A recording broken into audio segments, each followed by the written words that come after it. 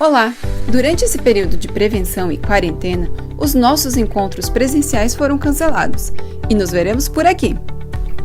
Além dos vídeos dos cultos todos sábados às 20 horas, você poderá conferir também, toda terça às 8 horas, um vídeo devocional feito para você.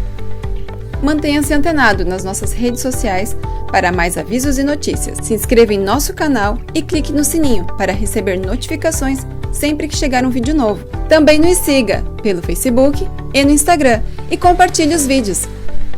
Nós estamos dando início à última mensagem da nossa série, que durante essas 4 semanas falou sobre o tema Dias Melhores.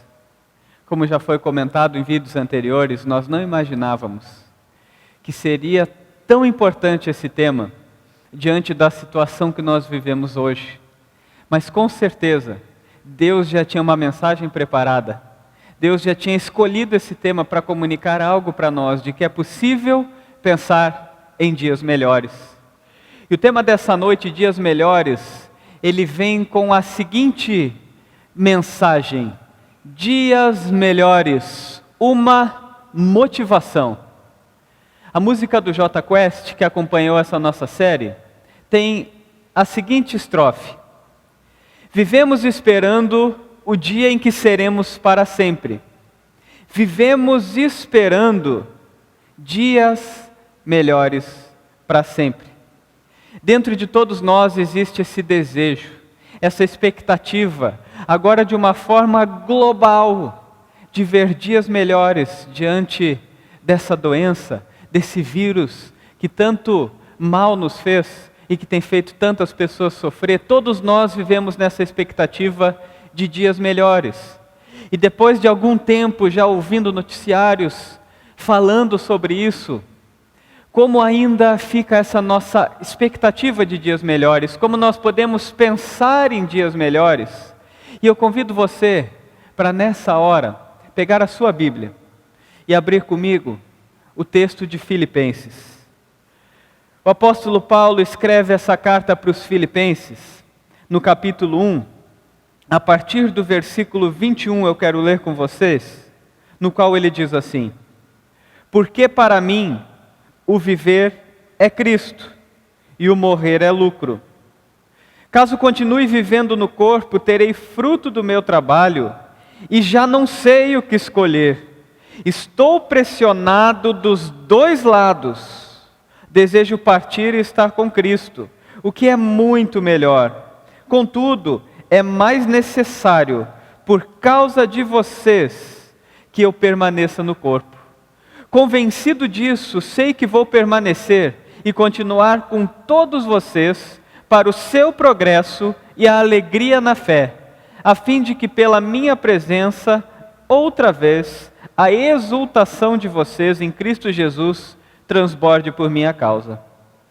Nesta palavra, o apóstolo Paulo escreve para essa igreja e diz o seguinte: eu descobri que o meu viver, os meus melhores dias, a minha vida, ela tem uma alegria, que é Jesus Cristo.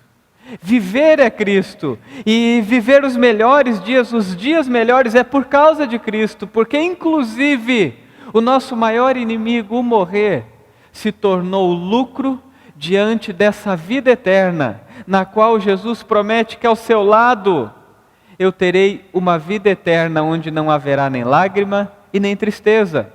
Mas o apóstolo Paulo, ele fala de uma pressão que tem dentro dele. Ele diz: eu estou pressionado por todos os lados. E o motivo era: eu sei que eu tenho uma eternidade, que eu tenho um novo céu e a nova terra, onde não vai haver choro, onde não vai haver tristeza, e eu vou passar ela ao lado de Jesus. E eu quero ir para lá.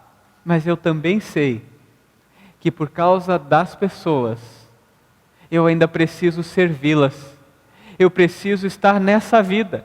Eu preciso ainda usar os meus dias, os meus melhores momentos, com essa motivação de dizer: o meu presente é o céu, que vai ser alegre eternamente ao lado de Deus. Mas também, enquanto eu estou vivo, eu quero viver da melhor maneira, servindo a Deus e amando as pessoas. Como encontrar uma motivação dessas? Como encontramos uma motivação na qual o viver ou morrer nos traz a alegria pelo crer? Eu quero compartilhar com vocês um pouco da história desse livro. Esse livro de um escritor chamado Viktor Frankl, um psiquiatra austríaco, que ele foi alguém que passou alguns anos da sua vida sofrendo nos campos de concentração nazista.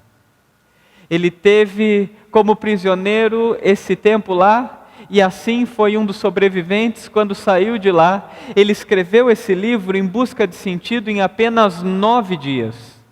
E nesse livro ele comenta que no contexto em que ele estava no campo de concentração, ele vê um símbolo da sociedade. Porque ele disse que muitas pessoas, antes mesmo de serem executados, eles aos poucos já iam morrendo por dentro. Aos poucos iam perdendo a esperança. Aos poucos, lá naquele momento tão difícil, com a morte perto das suas vidas, alguns já morriam muito antes da morte chegar. Segundo ele, morriam interiormente. Só que diante desse contexto, onde ele vê que pessoas estão nessa situação que já morrem antes de fato experimentarem a morte física, ele disse que via um outro grupo de pessoas que era diferente, que era um grupo de pessoas que se mantinham vivas, mesmo em meio a tantas situações de morte. Ele diz: essas pessoas que estavam vivas eram pessoas que tinham um sentido para a sua vida, que viviam com um sentido, que não estavam somente em busca de sentido, mas que encontraram uma razão para viver e para ter esperança.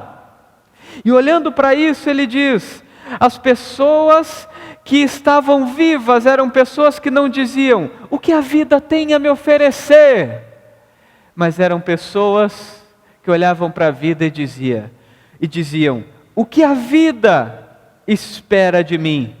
O maior sentido da vida é você perceber que a esperança que existe em você leva você também a ser alguém que traz esperança para as pessoas, que traz esperança para a humanidade. Ele cita no seu livro, por exemplo, uma frase de Nietzsche, onde Nietzsche diz o seguinte, analisando a forma que as pessoas vivem: as pessoas conseguem suportar qualquer como, desde que elas tenham um porquê. Ou seja, pessoas que têm uma razão para viver, elas suportam as maiores dificuldades. Outra frase usada por Viktor Frankl: nada proporciona melhor capacidade de superação e resistência aos problemas e dificuldades em geral do que a consciência de ter uma missão a cumprir na vida. Como ele diz, não tem nada que nos dê uma capacidade de superar os obstáculos, quando na nossa vida nós temos consciência que existe uma missão a cumprir, que existe um sentido para viver. Que palavra para os nossos dias tão turbulentos de hoje, onde diante do desespero, nos primeiros dias, nas primeiras notícias, no primeiro isolamento, muitas pessoas já apresentavam quadros depressivos, quadros de desespero. De repente, em meio a uma situação aonde parece que nós estamos com o vale da sombra da morte ao nosso redor, muitas vezes, quem sabe muitos, já morreram por dentro. A grande motivação para dias melhores é descobrir quem é Jesus na nossa vida. Quando nós percebemos de fato de que nós existimos para a glória de Deus, que Jesus nos criou para viver um relacionamento com Ele e para nos dizer que a morte não é o ponto final, porque aqueles que o servem, aqueles que vivem com Ele ganham de presente a vida eterna. Ele nos diz que há uma motivação para dias melhores. Se nós percebemos que de fato a vida tem um sentido, nós vamos perceber que a nossa vida é uma vida que ela tem sentido para os outros também. E a grande motivação para mim e para você, ela se encontra em 2 aspectos. O primeiro é: você foi salvo. Você foi salvo. E ninguém pode roubar a esperança de dias melhores. porque essa nenhuma doença, nada, nenhum relacionamento que terminou, nenhuma tristeza que invade teu coração, nem mesmo a morte é capaz de roubá-la.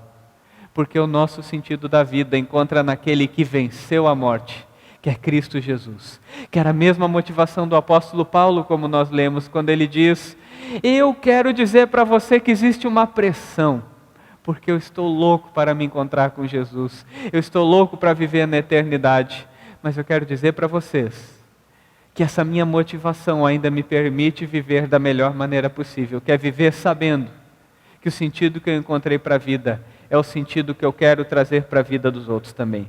Rick Warren, escritor do livro Uma Vida com Propósitos, que foi o livro que motivou toda essa série, ele nos diz o seguinte: você foi posto na terra para fazer uma contribuição.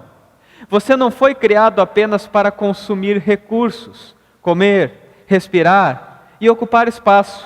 Você foi criado para acrescentar a vida da terra, não apenas para extrair. Ele diz: você foi criado com uma missão. Você foi enviado para a terra, não somente para consumir a vida em você mesmo. Você tem uma missão a cumprir. E que missão é essa? Eu leio qual era o lema da vida de um homem que foi muito especial, um grande homem de Deus chamado John Wesley. Ele dizia assim: faça todo o bem que puder, com todos os recursos que dispuser, de todas as formas que puder, em todos os lugares que puder, sempre que puder, a todas as pessoas que puder, enquanto você puder. Ele nos desafia a pensar a vida nessa missão gloriosa, de que eu olho para a minha vida e sei, a minha motivação é viver para os outros, fazendo o meu melhor, oferecendo o meu melhor, pensando o meu melhor. E é um pensamento um tanto difícil, porque esse tipo de vida coloca em choque o nosso principal problema, que na nossa natureza nós somos egoístas. Nós pensamos demais em nós mesmos. Aprender a viver dessa maneira é uma luta diária. E o que nós temos visto diante dessa situação catastrófica é exatamente isso. Quantas notícias você já viu de pessoas que por puro egoísmo estão fazendo estoques de papel higiênico, de alimento, gastando o máximo que podem sem pensar nos outros. Porque diante da necessidade o único pensamento é em si mesmo. E não há maneira de pensar numa vida feliz quando a vida acaba em nós mesmos. Não há maneira de pensar numa vida com esperança e com sentido, quando o objeto dessa vida é somente o meu bem. Albert Schweitzer, outro grande escritor, diz o seguinte: as únicas pessoas realmente felizes são aquelas que aprenderam a servir. Ah, meu querido, a grande felicidade na vida não encontra quando a vida é completa somente para nós, mas quando nessa missão, e nós fomos colocados na terra, nessa missão de dar sentido à vida das pessoas, nessa missão de ser um objeto de esperança, a gente oferece algo para alguém, a gente serve a Deus com o nosso tempo, com a nossa maneira, com o cuidar do próximo. Quem sabe nesses dias uma maneira de servir alguém é você pensar como você pode trazer uma palavra boa, como você pode compartilhar uma mensagem de esperança, como você pode ser uma boa notícia em meio a tantas más notícias. É um grande desafio que eu e você temos. E essa nossa missão, na verdade, é uma missão que nós somos chamados. E eu quero trazer o que Rick Warren apresenta como algumas lições do que é essa missão que nós temos na Terra. O primeiro ponto que ele apresenta: a sua missão, a nossa missão, é a continuação da missão de Jesus na Terra. Jesus, nos 5 livros onde relata sobre ele, Mateus, Marcos, Lucas e João, os 4 evangelhos que contam a sua história, e Atos, que no inicinho ainda traz algumas palavras de quando Jesus estava na terra, nos 5 ele diz: sejam minhas testemunhas, anunciem essa mensagem, avise a todos o quanto eles precisam experimentar o meu amor. 5 vezes de formas diferentes Jesus repete essa mensagem. É como se Jesus falasse exatamente assim: eu realmente quero que você leve isso a sério. Eu realmente quero que você entenda que a grande motivação da sua vida é não acabar a vida em si mesmo, mas é ser um testemunho do meu amor para as outras pessoas, fazer com que o maior número de pessoas ouçam da minha salvação, ouçam da esperança que Jesus trouxe para a terra. Uma segunda coisa, sua missão é um privilégio formidável. Existem 2 grandes privilégios nessa missão que Deus nos deu. Primeiro, você tem nessa missão o privilégio de trabalhar com Deus. Jesus constantemente dizia para os seus discípulos: vão, façam discípulos, e eu estarei com vocês. E além de trabalhar com Deus, 2 Coríntios capítulo 5, no versículo 20, vai dizer: nós somos embaixadores de Cristo. Você pode ter uma vida na qual você não representa simplesmente uma marca, uma empresa, ou algo que tem dias contados. Você é um representante da eternidade na terra. E que coisa linda se você pode usar do seu trabalho para viver o melhor dessa esperança, levando o amor de Deus, entendendo: eu tenho a missão no meu trabalho de ser um objeto de esperança, de fazer com que pessoas conheçam a salvação e o amor de Jesus. Um terceiro ponto que ele coloca é: nessa missão você tem que entender que contar aos outros como obter a vida eterna é a melhor coisa que você pode fazer por eles. Um exemplo que o livro traz é: se você descobrisse a cura do câncer, a cura da AIDS, e você não compartilhasse com alguém, você seria uma pessoa muito egoísta. Você seria uma pessoa que com certeza olharia para a sua vida, e a sua vida seria praticamente uma vida desastrosa, uma vida criminosa, de reter uma informação tão importante de que a cura para aquela doença. Em tempos de coronavírus, já pensou alguém saber a forma de curar as pessoas e esconder essa forma? A humanidade não saberia lidar com essa crueldade, porque de fato é muito cruel termos o remédio para a doença e não oferecermos aos outros, e não contarmos aos outros. A nossa missão de levar a esperança de Jesus, a salvação de Jesus, o perdão de Jesus, é a maior missão e a melhor coisa que nós podemos oferecer para alguém, de dizer para ela que nada é capaz de roubar essa alegria da salvação, que ele pode, mesmo ao enfrentar a morte, ter a vida eterna, ter os seus pecados perdoados, ser salvo por Jesus. Um outro ponto que ele diz é: o valor de sua missão é eterno. Você já parou para pensar que você tem uma missão que nunca vai falir, que nunca vai quebrar, que nunca vai ficar esquecida, mas que vai marcar a eternidade? Quando você usa a sua vida para servir as pessoas, para viver esse amor, essa esperança de dias melhores como uma motivação para a tua vida, você está vivendo uma motivação eterna. Em último ponto, a sua missão, viver essa missão que Jesus preparou para usar a partir da tua vida na terra, traz significado à vida. William James certa vez disse: o melhor uso que se pode fazer da vida é empregá-la em algo que sobreviva a ela. Não existe algo mais nobre, uma esperança maior, uma motivação maior para viver, do que saber que eu posso oferecer algo que vai muito além da minha vida. Finalizando essa mensagem, eu quero deixar 2 frases de Rick Warren. Primeira delas: você foi salvo para servir e feito para uma missão. Você que já conhece o amor de Deus, saiba, Jesus te salvou para que essa salvação agora não seja somente para a tua alegria, mas assim como o apóstolo Paulo já disse, eu ainda fico aqui para que mais gente experimente essa alegria na sua vida também. Eu quero trazer essa esperança para que mais pessoas tenham esperança também. E uma última frase de Rick Warren ainda: um compromisso sério com o grande mandamento, quando Jesus diz: ame ao Senhor teu Deus, e ame de todo o teu coração, de toda a tua alma e de todo o teu entendimento, e ame seu próximo a ti mesmo. Então ele diz: esse é o grande mandamento. E a grande comissão é: vão e façam discípulos em todos os lugares de todas as nações que eu estarei com vocês. Ele diz: um compromisso sério com o grande mandamento e a grande comissão farão de você um instrumento de esperança na terra. farão de você alguém que encontrou o verdadeiro sentido da vida. Nessa busca por dias melhores, a mensagem para mim e para você hoje é: nós já conhecemos essa esperança, nós já conhecemos esse amor, nós já conhecemos essa salvação. E os dias melhores para sempre é algo que nós agora podemos oferecer para outras pessoas. Eu te convido a uma palavra de oração.